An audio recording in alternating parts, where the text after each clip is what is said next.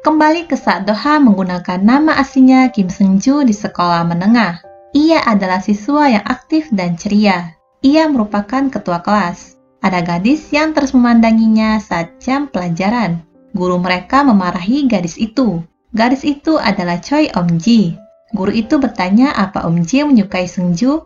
Om-ji tersipu malu. 제가 좋아합니다. Om-ji bertanya pada Doha kenapa sudah mau pergi. Seung-ju menjawab ia datang hanya untuk melihat wajahmu sebentar. Ia ada kelas besok pagi, jadi ia harus pergi. Om-ji melempar kunci mobil Seung-ju. Ia berkata Seung-ju tidak bisa pergi ke Seoul. Jika Seung-ju pergi hari ini, kau tidak akan kembali. Polisi berkata kau bilang kau membunuh Choi Om-ji dan bertanya kenapa kau mengatakan hal yang berbeda sekarang. Seung-ju tidak dapat menjawab pertanyaan dari polisi. 제가 죽인 거 아니에요. Doha berkata pada Solhee ia tidak membunuhnya. Solhee mendeteksi Doha berbohong. Doha bangun dan bertanya bagaimana dengan Shaon. Solhee menjawab Shaon belum mati. Bahkan kau mimpi buruk tentang itu. Solhee berkata Shaon tidak akan bunuh diri, jadi jangan khawatir. 걱정 마요. Doha kembali memakai maskernya. Solhee mengecek suhu tubuh Doha. Ternyata Doha sedang demam. Ia bertanya apa Doha mempunyai obat penurun panas. 필요 없어요. Solhee membawa obat ke rumah Doha. Ia menekan bel tapi tidak ada jawaban. Pintu rumah Doha tidak tertutup. Jadi Solhee memutuskan untuk masuk saja ke rumah Doha. Ia menemukan Doha di kamar dalam keadaan lemas. Ia menyuruh Doha untuk bangun dan minum obat sebelum tidur.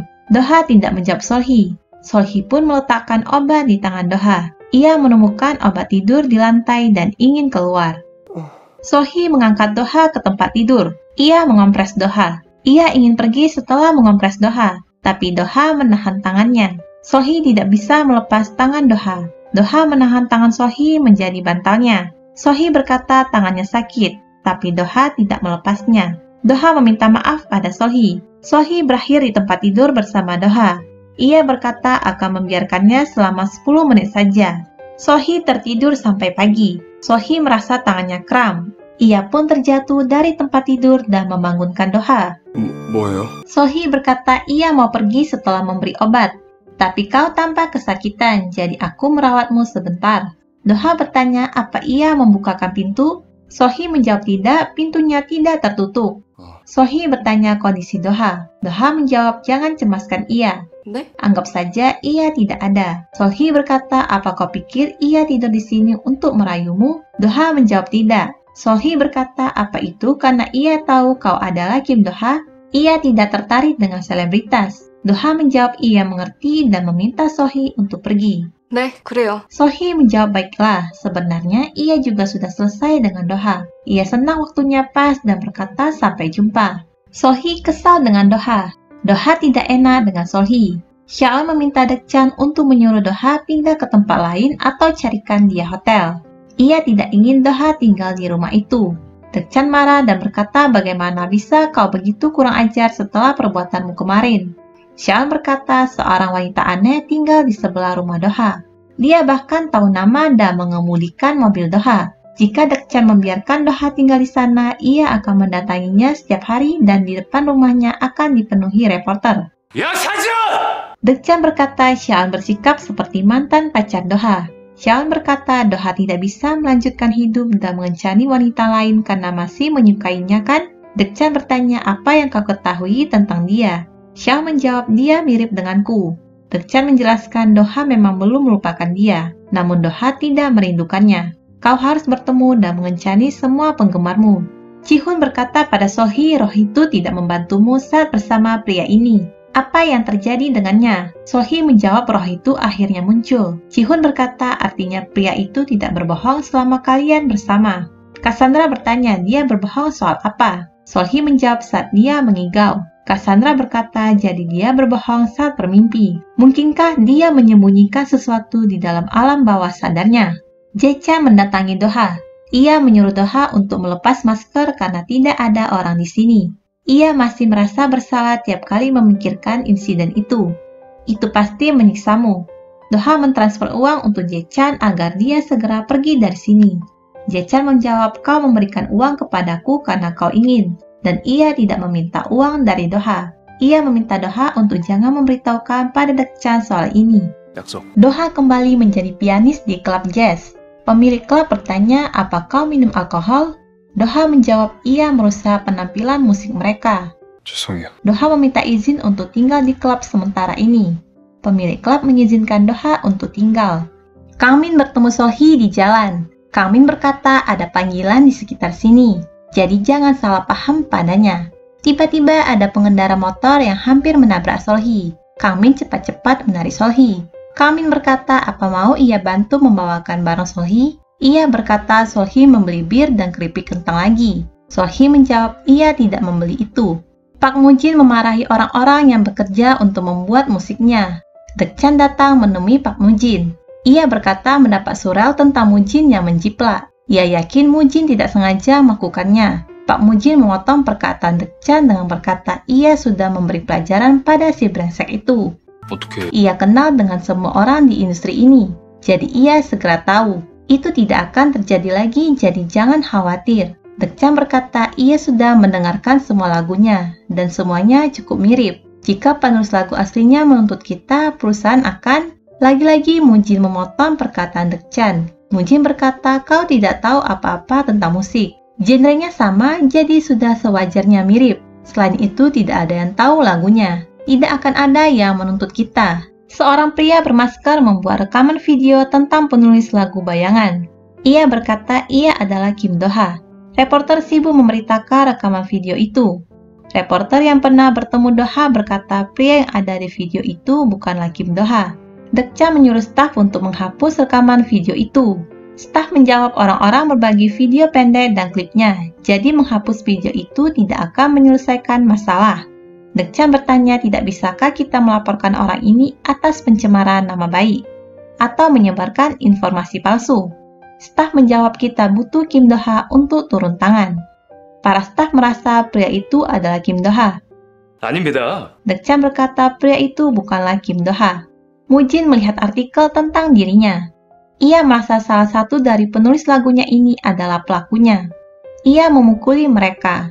Ia menyuruh mereka berkata aku tidak menirukan Kim Do-ha dan merekamnya. Kang Min datang ke kafe Sohee untuk membeli kopi. Sohee berkata kau tidak suka kopi. 커피 좋아해. Sohee mendengar Kang Min berbohong. Kang Min berkata ia datang ke sini untuk minum kopi, jadi jangan khawatir. Dan dia berbohong pada Sohee. Sohee bertanya, kau masih menggunakan dompet itu? Kang Min menjawab ia sudah memilikinya selama bertahun-tahun, jadi ini nyaman. Polisi itu berkata kenapa jauh-jauh kemari? Ini bukanlah kedai kopi, kopinya cukup enak. Kang Min berkata ini akan menjadi kedai kopi andalan kita mulai sekarang. Polisi itu menjawab tapi tidak seenak itu. Kang Min memberikan kopi yang satunya lagi pada polisi itu karena ia tidak suka minum kopi. Pak Mujin datang ke kafe Sohee. Cassandra berkata untuk buat janji terlebih dahulu sebelum datang. Mujin mendorong Cassandra. Sohee menghalangi Mujin dan menyuruhnya pergi. Mujin menyuruh Sohee mendengarkan rekaman suara yang ia punya dan mendeteksinya. Sohee berkata tidak bisa pakai rekaman karena rohnya tidak akan datang.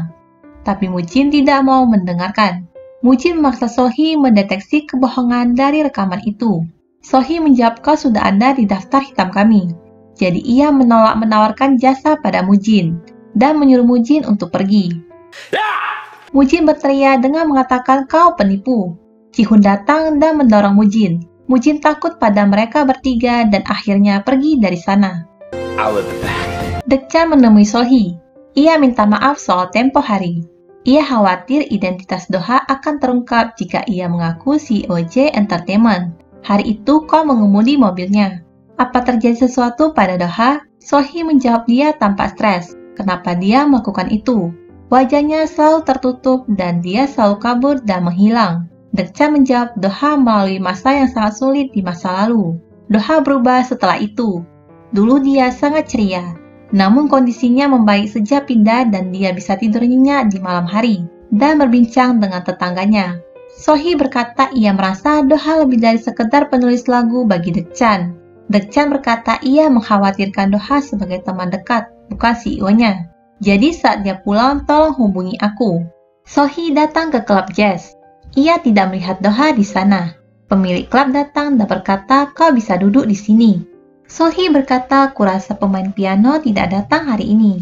Pemilik klub berkata, kau tidak akan melihatnya di panggung untuk sementara ini. 아니, Kubilang kau tidak akan melihatnya di panggung. Bukan berarti dia tidak di sini. Kami akan tutup 1 jam lagi. Kau bisa menemuinya setelah itu. Solhi melihat Do-ha datang untuk membereskan klub. Do-ha terkejut dan menjatuhkan piring. Solhi berkata, apa yang kau lakukan? Kau seorang pianis. Do-ha bertanya kenapa Solhi datang kemari. Bagaimana kau tahu aku di sini? Pemilik klub datang dan berkata, aku yang memberitahunya. Ia menyuruh Solhi untuk menunggu. Ia ingin membersihkan pecahan piring itu. Solhi berkata, biar ia saja. Do-ha berkata, ini bukan urusanmu. Pemilik klub menyerahkannya pada Solhi, lalu ia pun meninggalkan mereka berdua. Solhi bertanya, kenapa kau matikan ponselmu? Do-ha menjawab itu merepotkan. Solhi menjawab ia juga repot karena Do-ha. Solhi berkata Dek-chan datang menemuinya.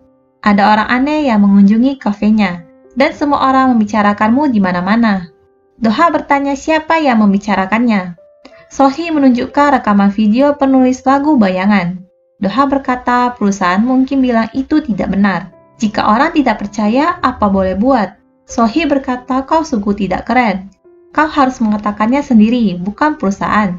Sepertinya kau terbiasa melimpahkan tugasmu kepada orang lain. Kurasa kau akan antusias dengan urusanmu. Kau hanya bisa bermusik.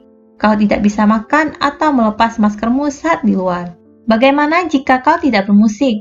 Do-ha berkata kau tidak tahu apa-apa tentangku. Solhi menjawab bagaimana ia tahu jika kau diam saja. Solhi berkata ia tidak tahu banyak, tapi ia tahu kau tidak akan menjiplak karya orang lain. Ia tahu Do-ha tidak akan bermimpi menjadi penulis lagu bayangan. Namun mereka yang tidak tahu akan salah paham. Ia menyuruh Do-ha menelepon Dek-chan. Ia mencari alamat seseorang. Ia menemui seseorang yang pernah ia sumbangkan keyboard. Ada seorang pria di belakang Do-ha. Pria itu bertanya, siapa kau? Do-ha bertanya, apa kau tinggal di sini? Pria itu menjawab tidak dan kembali bertanya, siapa kau? 김도아 씨? Pria itu pun berlari kencang. Do-ha mengejar pria itu dan menendang bola hingga mengenai kepala pria itu. Pria itu pun terjatuh. Pria itu bertanya, apa kau dari kepolisian? Do-ha menjawab, aku Kim Do-ha. Do-ha masuk ke kamar pria itu. Pria itu adalah penulis lagu. Pria itu bertanya, bagaimana kau tahu? Do-ha menjawab, karena logo di keyboard ini. Do-ha melihat rekaman video pria itu dan melihat ada logo itu di keyboard. Ia bertanya, kenapa kau bersikap seolah-olah kau adalah aku? Pria itu menjawab, ia ingin melakukannya dengan namanya sendiri. Tapi ia akan celaka di industri ini jika melakukan itu. Do-ha bertanya, selain meminjam namaku, kenapa kau berbohong? Ia tidak pernah memakai penulis bayangan. Pria itu menjawab tidak bisa dibenarkan jika Kim Do-ha hanya mengkritik Park Mu-jin. Akan lebih efektif jika mengkritik J Entertainment. Ia berpikir kalian sangat mirip. Kalian berdua adalah penulis lagu bintang J Entertainment, dan kalian tidak punya wajah. Itu cukup mencurigakan. Ia minta maaf pada Do-ha. Ia akan menghapus videonya dan mengunggah permintaan maaf. Do-ha berkata, kau harus minta maaf, namun kau juga pantas mendapat permintaan maaf. Pria itu datang ke kantor J Entertainment. Ia datang untuk minta maaf. Ia berkata, ia bukanlah Kim Do-ha. Park Mu-jin memanfaatkanku dan mencampakkanku, dan dendam itu membuatku melakukan ini. Lalu Do-ha pun masuk dan berkata, ia Kim Do-ha, dan maaf karena datang terlambat. Ia berkata terima kasih dan maaf pada semua staf dan akan berusaha keras agar tidak merugikan perusahaan lagi. Park Mu-jin datang dan berkata untuk menyuruh membawa Kim Do-ha yang asli agar semuanya berakhir. 오랜만입니다, 선배님. Ia bertanya siapa kau pada pria itu. Pria itu berkata ia yang Ji-hyo. Apa kau tidak mengenaliku? Park Mu-jin malah bertanya apa ia harus mengenalmu? Ia menyuruh staf untuk mengeluarkan pria itu dari ruangan. Do-ha berkata kau mengambil lagunya tanpa namanya. Apa karena itu kau tidak mengingatnya? 안녕하세요. 김도아? Do-ha berkata cobalah mengingat namanya. Park Mu-jin berkata kau menutupi wajahmu lagi. Kau tampak lebih mencurigakan dariku. Ia penasaran kenapa Do-ha sangat terobsesi menyembunyikan wajahnya. Apa ada yang pernah melihat wajahnya? Do-ha ingin membuka maskernya, tapi Dek-chan menghalanginya. Dek-chan sangat bersyukur Do-ha ikut campur masalah ini. Namun mengungkapkan wajahmu bukan ide bagus. Ia akan memecat Park Mu-jin. Do-ha bertanya, apa kau tahu apa yang dia lakukan? Dekchan menjawab ia sudah memberitahu Mujin beberapa kali. Doha meminta Dekchan untuk menyuruh Pak Mujin menulis permintaan maaf dan pastikan untuk mengompensasi penulis lagu yang menjadi korban. Xiaon datang untuk menemui Doha. Ia minta maaf pada Doha. Doha berkata ia tidak menyukai Xiaon. Ia menyukai Xiaon sebagai penyanyi dan sebagai teman, bukan sebagai wanita. Yang Ji-hyo mengunggah video permintaan maaf pada Kim Doha dan pernyataannya tentang Pak Mujin. Doha kembali ke rumah di Villa Dream. Doha mengirim pesan ke Seolhee. Ia ada konser hari ini jam 8 malam. Ia ingin Seolhee datang. Kakak Om Ji melihat berita tentang Kim Doha. Ia pun marah.